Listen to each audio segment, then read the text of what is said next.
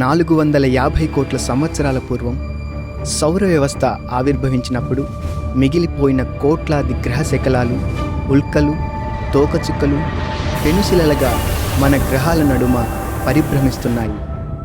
అటువంటి గ్రహశకలాలు, తోకచుక్కలే కొత్తగా పుట్టి అభివృద్ధి చెందుతున్న భూగ్రహానికి ముడి పదార్థాలను చేరవేశాయి.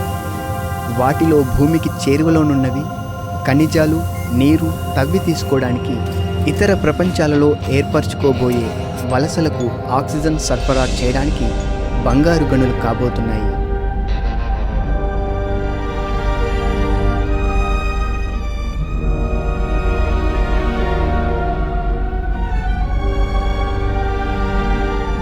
నా పేరు టామ్ జోన్స్.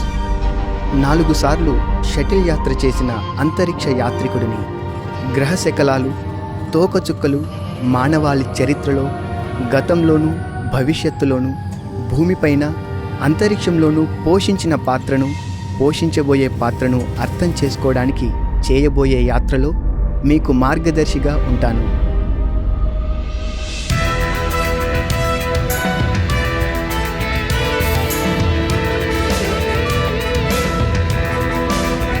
తాకిడి, తోకచుక్కలు, ఉల్కలు, గ్రహశకలాలతో భేటీ.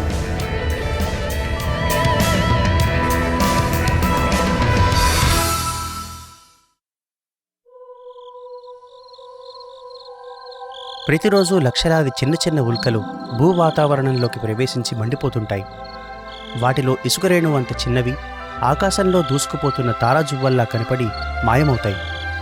ప్రతిరోజు అలా భూ వాతావరణంలో ప్రవేశించే 100 టన్నుల అంతరిక్ష శిలలు, గులకరాళ్లలో పూర్తిగా మండిపోకుండా భూమిని తాకేంత పెద్దవి చాలా తక్కువ.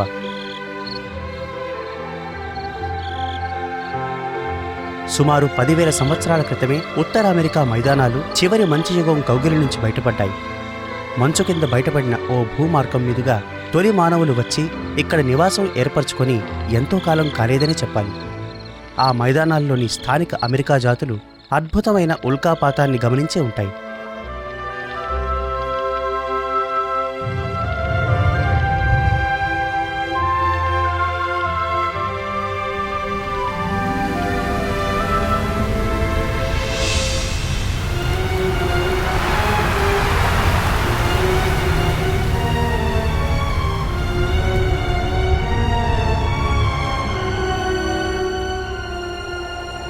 ఆ అగ్నివర్షం ఆగిపోయాక భూమిపై పడిన కొన్ని ఉల్కలను స్థానికులు ప్రోగు చేసి ఇనుము తయారీకి ముడిసరుకుగా వినియోగించుకున్నారు.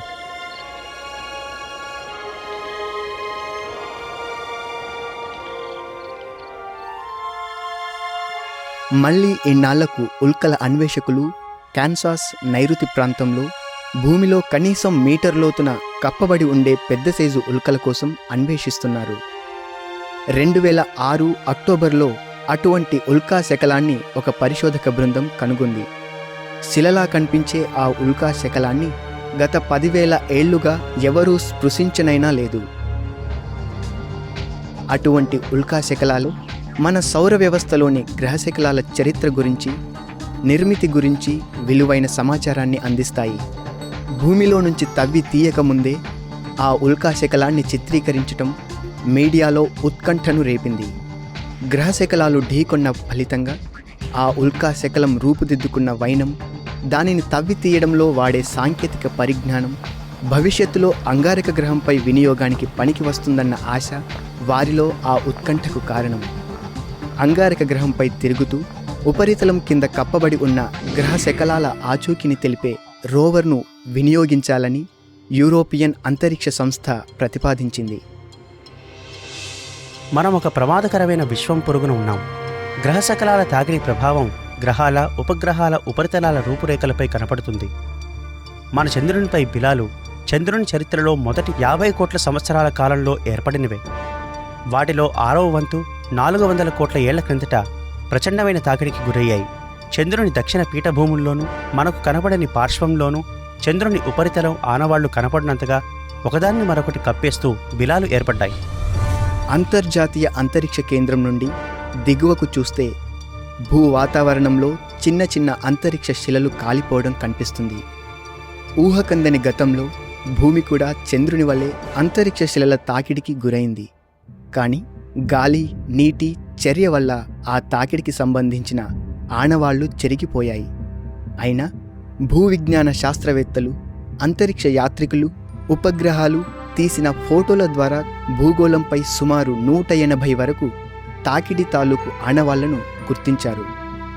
1960 దశకంలో ఖగోళ శాస్త్రవేత్త, భూవిజ్ఞాన శాస్త్రవేత్త అయిన యూజిన్ షుమేకర్ అమెరికాలోని అరిజోనా రాష్ట్రంలో విన్స్లో వద్ద కిలోమీటర్ వ్యాసం గల బ్యారింజర్ బిలాన్ని పరిశీలించాడు. అక్కడి ఎడారి వాతావరణం బిలం అంచుల ఆనవాళ్లు చెదిరిపోకుండా కాపాడింది. మెక్సికోలోని యుకటన్ ద్వీపకల్పం వాయువ్య మూలలో చిక్స్లూప్ అనే గ్రామం ఉంది. భూమిపై తాకిడి వల్ల ఏర్పడిన బిలాల్లో చిక్స్లూప్ గ్రామం కింద ఉన్న బిలం ప్రసిద్ధమైంది. ఈ బిలం సముద్రపు సున్నపురాయి పొరల కింద కప్పబడి ఉంది. ఉపరితలంలోని ధనుడాకారంలో చిన్న బిలాలు చాలా లోతున ఉన్న బిలం తాలూకు వలయాకారపు అంచు ఆచూకీని తెలుపుతున్నాయి. మధ్యభాగంలోని లొత్త కప్పడిపోయిన వలయాకారపు అంచు చంద్రుడిపై తాకిడి వల్ల ఏర్పడ్డ బిలాలను గుర్తు తెస్తాయి. 6.5 కోట్ల ఏళ్ల క్రిందట 10 కిలోమీటర్ల వెడల్పు ఉన్న గ్రహశకలం భూ వాతావరణంలోనికి దూసుకువచ్చి ఎక్కువ లోతు లేని సముద్ర ప్రాంతాన్ని ఢీకొంది.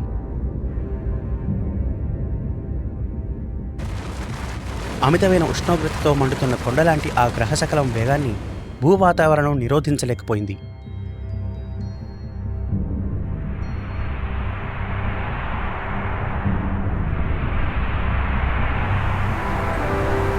దాని తాకిడి వల్ల సముద్ర గర్భంలో 150 కిలోమీటర్ల వెడల్పున్న బిలవ్ ఏర్పడింది. భారీ సునామీ పుట్టింది.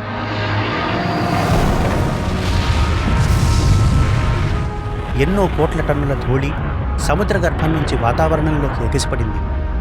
భూగోళం చీకటిలో మునిగిపోయి పచ్చదనం నశించిపోయింది. ఆమ్ల వర్షాలు సముద్ర ఉపరితల జలాలను విషపూరితం చేశాయి. ఎగరలేని డైనోసార్లతో సహా భూమిపై నుండే జీవజాతుల్లో 80% అంతరించిపోయాయి. తాకిడి వల్ల ఏర్పడిన బిలాల కోసం ఇప్పుడు సహారా ఎడారిలో కూడా అన్వేషిస్తున్నారు.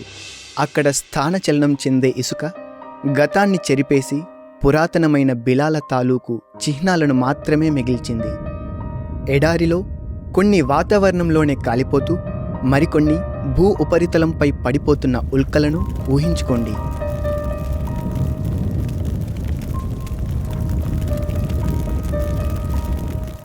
అప్పుడు ఏర్పడిన బిలాలు ఇసుకతో నిండిపోయాయి.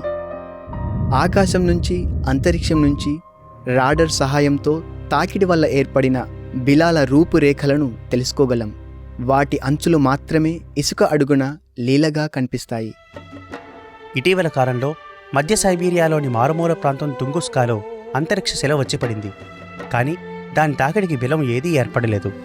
1908 జూన్ నెల 30వ తేదీ ఉదయం 40 మీటర్ల వెడల్పున్న గ్రహశకలం ఒకటి గంటకు 50,000 కిలోమీటర్ల వేగంతో పయనిస్తూ భూ వాతావరణంలో ప్రవేశించింది. ఆ వేగం కారణంగా అక్కడి వాతావరణంలో ఉష్ణోగ్రత సూర్యుని ఉపరితల ఉష్ణోగ్రత కన్నా 4 రెట్లు పెరిగిపోయింది. స్థానిక కాలమానం ప్రకారం ఉదయం 7 గంటల తరువాత ఒక అగ్నిగోళం భూమికి దూసుకురావడాన్ని స్థానికులు సంభ్రమాశ్చర్యాలతో వీక్షించారు. భూమికి 8 కిలోమీటర్ల ఎత్తులోకి రాగానే ఒత్తిడి, వేడిమి కారణంగా ఆ గ్రహశకలం ముక్కల ముక్కలై కాలిపోయింది. ఆ సమయంలో అది హిరోషిమాపై వేసిన అణుబాంబుల వంటి వందలాది బాంబులకు సమానమైన శక్తిని విడుదల చేస్తూ అగ్ని తుఫాను సృష్టించింది.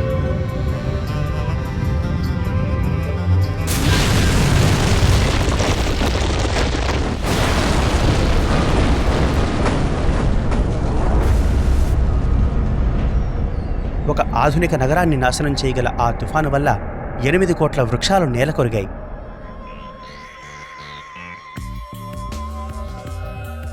2013 ఫిబ్రవరి 15 ఎటువంటి హెచ్చరిక లేకుండా మరో గ్రహశకలం సైబీరియాను తాకింది. కార్లపైన, భవనాలపైన అమర్చిన వీడియో కెమెరాలు ఆ గ్రహశకలం దూసుకురావడాన్ని, దాని ఛాయ భూమిని కప్పేయడాన్ని చిత్రీకరించాయి. ఉల్కాపాతానికి సంబంధించి సమగ్రంగా రికార్డైన చారిత్రాత్మక సంఘటన ఇదే. ఈ ఘటన వల్ల ప్రాణ నష్టం లేదు, కానీ దాదాపు 1500 మంది వరకు గాయపడ్డారు.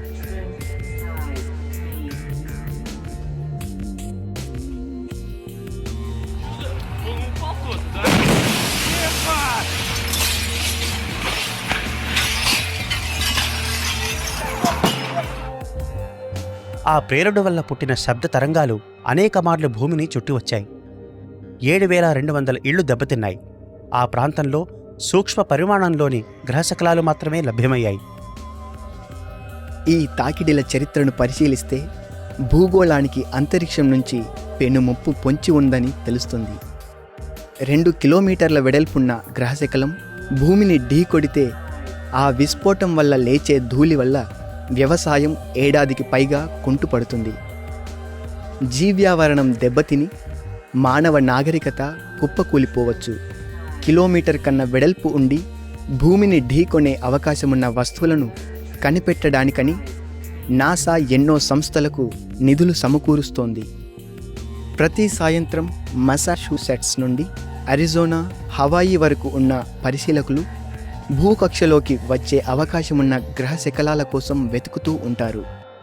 అయితే ఇంతవరకు మానవ నాగరికతను అంతం చేసే శక్తి ఉన్న శిలలేవి భూమిని ఢీకొట్టే కక్షలో కానరాకపోవడం అదృష్టం.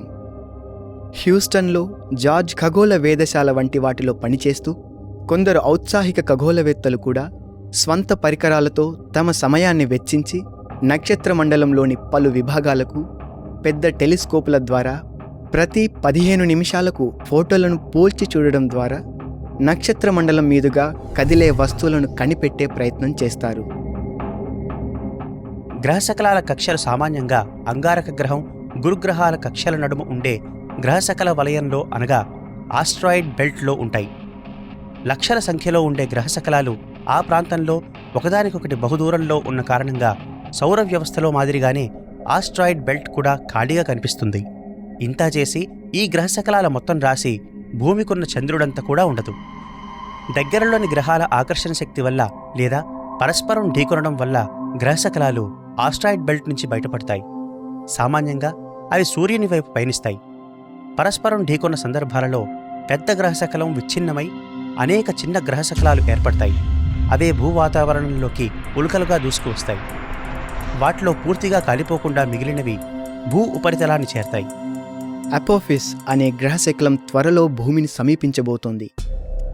శాస్త్రవేత్తలు దాని కక్షను కనిపెట్టి చూస్తున్నారు. ఈ అపోఫిస్ 270 మీటర్ల వెడల్పు ఉన్న ఓ పెనుశిల. 2029 ఏప్రిల్ 13న అపోఫిస్ భూమికి 33,000 కిలోమీటర్ల దూరంలోకి వస్తుంది. ఇది భూమి చుట్టూ భూస్థిర కక్షలో తిరుగుతున్న ఉపగ్రహాల కన్నా తక్కువ ఎత్తుకు చేరుకుంటుంది. ఇటువంటి గ్రహశకలం తాకిడికి ఒక పెద్ద నగరం తుడిచిపెట్టుకుపోతుంది లేదా పెను సునామీ సంభవిస్తుంది. భూమికి ఇటువంటి తాకిడులు సగటున ప్రతి 50,000 సంవత్సరాలకు ఒకసారి తగలవచ్చని అంచనా. ప్రమాదకరమైన గ్రహశకలాలు మనకు దగ్గరలోనే ఉన్నాయని అపోఫిస్ మనకు హెచ్చరిస్తోంది. గ్రహశకలాలని దగ్గర నుంచి పరీక్షించేందుకు మనం రోబో ఉపగ్రహాలను కూడా ప్రయోగించాం. 1991లో గెలీలియో ఉపగ్రహం గ్యాస్ప్రా గ్రహశకలాన్ని పరిశీలించింది. 1993లో ఐడా అనే గ్రహశకలం చుట్టూ డాక్టిల్ అనే బుల్లి చంద్రుడు తిరుగుతున్నట్టు కనుగొంది. 1997లో నియర్ షూమేకర్ రోదసీ నౌక 50 కిలోమీటర్ల వెడల్పున్న నల్లని మెథిల్డే అనే గ్రహశకలం పక్కగా పయనించింది. 2000 సంవత్సరంలో అదే రోదసీ నౌక ముందుగా కనుగొన్న భూమికి అత్యంత సమీపంలో ఉన్న ఈరోస్ అనే గ్రహశకలం చుట్టూ పరిభ్రమించడం ప్రారంభించింది. 2001లో ఎగుడు దిగుడుగా ఉండేదాని ఉపరితలంపై దిగింది. హయాబుసా అనే రోదసీ నౌక ఇటోకావా అనే గ్రహశకలం గట్టిశిలగా కాక పేర్చిన రాళ్లగుట్టలా ఉందని కనుగొంది. 2005లో హయాబుసా ఆ గ్రహశకలంపై దిగింది. ఇలా రోదసీ నౌకల ద్వారా సేకరించిన సమాచారం భూమిని ఢీకొనే ప్రమాదమున్న ఇటోకావా, ఈరోస్ వంటి గ్రహశకలాలను దారి మళ్లించడానికి తగిన ఉపాయాలు కనుగొనేందుకు ఉపయోగపడుతుంది. ముప్పు తగ్గించేందుకు లేజర్లు, సౌర తెరచాపల ప్రయోగం నుంచి దగ్గరలో అణ్వస్త్ర విస్ఫోటనం వరకు అనేక ఆలోచనలు ఉన్నాయి. గ్రహశకలంపై నిరంతరం పనిచేసే ఆకర్షణ శక్తుల వల్ల దానిని క్రమక్రమంగా భూమిని తాకే కక్ష నుంచి తప్పించే అవకాశమూ ఉంది.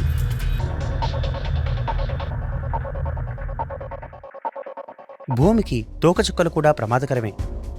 హేల్ బాబ్ తోకచుక్క కేంద్రకం సాధారణ తోకచుక్కల కేంద్రం కన్నా 7 రెట్లు వెడల్పుంటుంది. అది వచ్చి భూమిని ఢీకొంటే ఆ తాకిడి డైనోసార్లు అంతరించడానికి కారణమైన గ్రహశకలం తాకిడి కన్నా 40 రెట్లు ఎక్కువగా ఉంటుంది. భూమిపై జీవరాశి పూర్తిగా అంతరించిపోతుంది.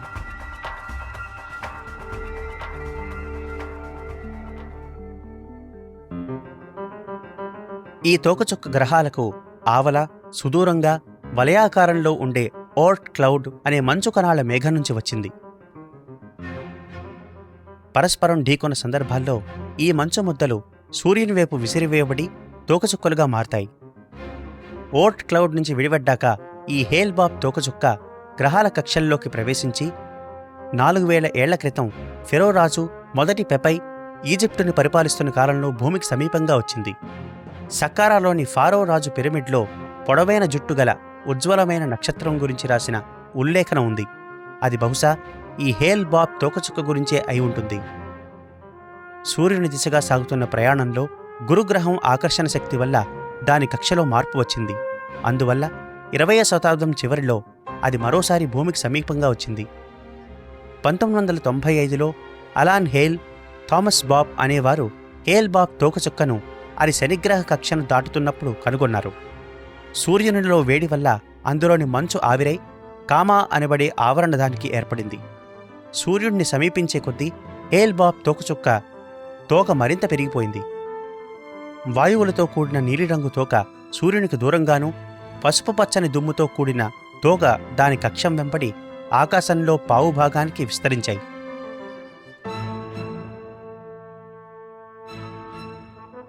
గురుగ్రహం ఆకర్షణ శక్తి దానిని ఐసాన్ తోకచుక్క మాదిరిగా సూర్యుడికి రాసుకుపోయేంత చేరువ చేయవచ్చు.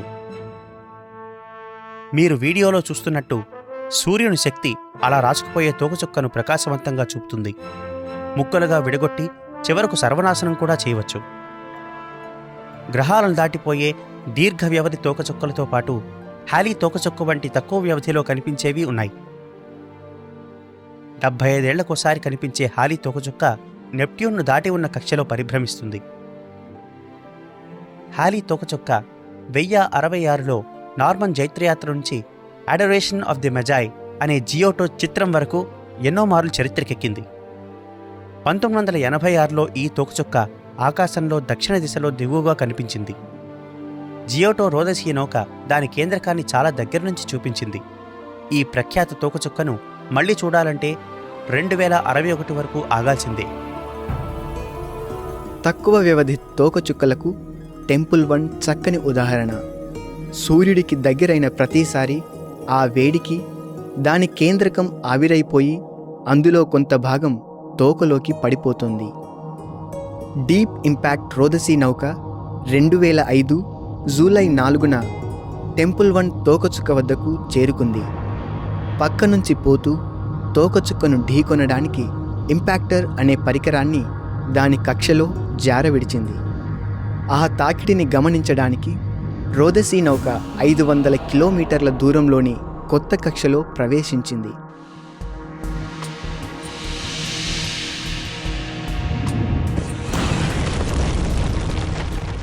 ఈ ప్రయోగం వల్ల టెంపుల్ 1 తోకచుక్క కాలుష్యంతో నిండిన మంచు ముద్దని, దుమ్ము ధూళితో కప్పబడి ఉందని తెలిసింది.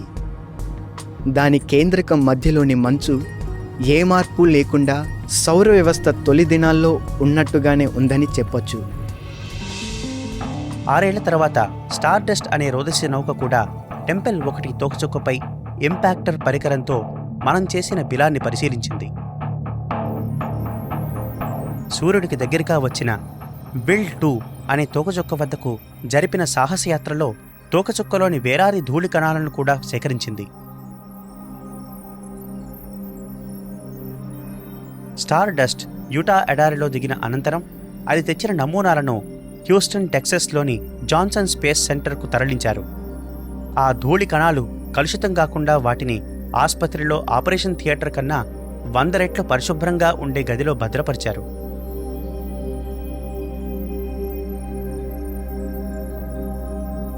స్టార్ డస్ట్లోని వలయాకారపు సాధనం సూర్యునికి దూరంగా ఉన్నప్పుడు శీతల వాతావరణంలో ఏర్పడిన సేంద్రియ సమ్మేళనాలని సూర్యునికి దగ్గరగా ఉన్నప్పుడు అధిక ఉష్ణోగ్రత వద్ద లభ్యమైన నమూనాలని సేకరించింది. ఆ నమూనాల్లో శాస్త్రవేత్తలు గ్లైసిన్ అనే అమినో యాసిడ్ ఉన్నట్లు కనుగొన్నారు. ఈ అమినో యాసిడ్లనేవి జీవావిర్భావానికి మూలకాలు.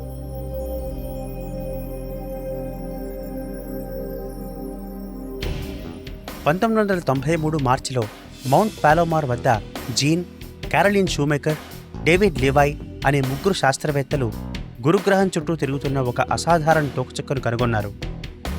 1992లో షూమేకర్ లీవాయ్ 9 అనే తోకచుక్క గురుగ్రహానికి చాలా దగ్గరగా వచ్చి ఆ గ్రహం ఆకర్షణ శక్తి కారణంగా చిన్నాభిన్నమై ఏదో ఓ రోజున గురుగ్రహం మీద కూలిపోగల కక్షలో ఆ శకలాలు దారానికి గుచ్చిన పూసల్లా ఏర్పడ్డాయి.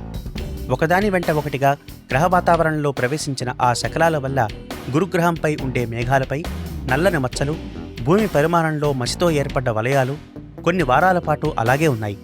షూమేకర్ లీవాయ్ 9 అనే తోకచుక్క వల్ల మనకు కలిగిన లాభం ఏమిటంటే మన భూమి కూడా కాల్పులు అభ్యాసం చేసే మైదానం లాంటి అంతరిక్షంలో విహరిస్తోందని మనకు తెలిసి వచ్చింది.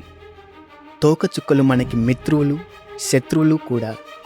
భూమి పుట్టిన తొలి దశలోనే ఇక్కడికి నీటిని, సేంద్రియ మూలకాలని, చంద్రుడి ధ్రువ ప్రాంతాల్లో మంచుని తోకచుక్కలే మోసుకొచ్చుంటాయి. గ్రహశకలాలకి భిన్నంగా తోకచుక్కలు మన భూమి నుంచి అన్వేషించలేని సుదూర ప్రాంతాల నుంచి వస్తాయి. అది మనని తాకే ప్రమాదం ఉంటే దానికి సిద్ధపడడానికి మనకు కొద్ది సంవత్సరాల కన్నా వ్యవధి ఉండదు. షూమేకర్ లీవై 9 అంత పరిమాణం కల తోకచుక్క భూమిని తాకితే ఏమవుతుందో చూద్దాం. భూమికి గురుగ్రహానికి ఉన్నట్టు దట్టమైన వాతావరణం లేదు కనుక 2 కిలోమీటర్ల వెడల్పున్న ఏ తొక్కచుక్కైనా భూ వాతావరణంలోనికి అగ్నిగోళంలా అతి వేగంగా దూసుకువస్తుంది. ఆ తోకచుక్క అట్టే లోతుండని మెక్సికో సింధు శాఖలో పడి ఆ తాకిడికి 10 లక్షల మెగాటన్నుల శక్తిని విడుదల చేసిందనుకుందాం.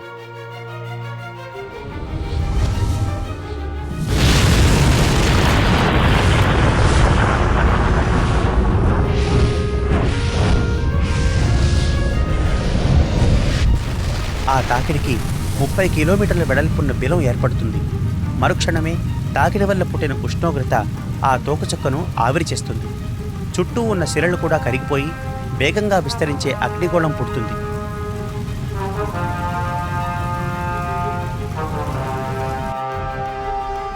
విస్ఫోటం వల్ల భారీ సునామీ ఉత్పన్నమై తీరంలోకి చొచ్చుకు వస్తుంది. విస్ఫోటం జరిగిన చోటు నుంచి తోకచుక్క శిథిలాలు, కరిగి ముద్దైన శకలాలు అన్ని వైపులకు విరజిమ్మబడతాయి. కాంక్రీటు భవనాలు కుప్పకూలుతాయి. గ్లాస్ కిటికీలు బద్దలవుతాయి. వంతెనలు కూలిపోయి కార్లు దూరానికి విసిరివేయబడతాయి. విస్ఫోటంతో పైకి ఎగసిన దుమ్ము, ధూళి నెలల తరబడి సూర్యకాంతి చొరబడకుండా అడ్డుకుంటాయి.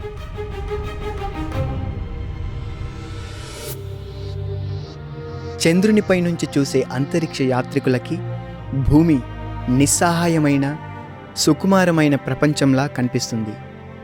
దానిలోని జీవులకు అకస్మాత్తుగా వచ్చే మార్పులకు తగినట్టు ప్రతిస్పందించే శక్తి తక్కువ.